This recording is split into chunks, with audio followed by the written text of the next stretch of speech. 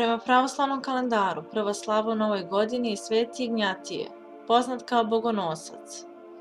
Sveti Ignjatije, krsno ime koje se slavi u mnogim krajevima, poznat je u crkvi i narodu pod imenom Ignjatije Bogonosac. Bogonoscem je nazvan jer ga je kao maloga Isus uzeo na ruke i uzdigao. A sa druge strane, Ignjatije uvek nosio Boga u srcu i mislima. Po hrišćanskoj legendi, lavovi, među koje je 106. godine živ bačen u rimskom koloseumu, jedino njegovo srce nisu takli. U narodu za ovaj nadimak postoje dva objašnjenja. Pripoveda se da je nadimak dobio otuda što je preneo Boga preko zaleđene reke. Druga legenda veli da je kao grešnik bio osuđen da prenosi ljude na leđima preko reke.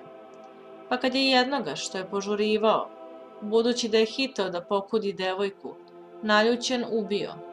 Svi su mu gresi bili oprošteni, jer narod drži da je kuđenje devojke greh nad grehovima.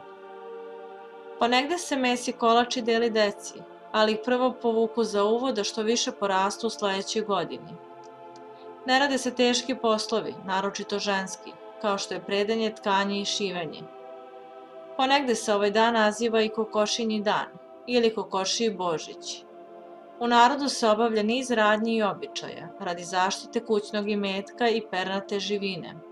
Domaćice danas na poseban način hrane živinu, u krug načinjen od položenog konopca. Baca se specijalno spremljeno žito.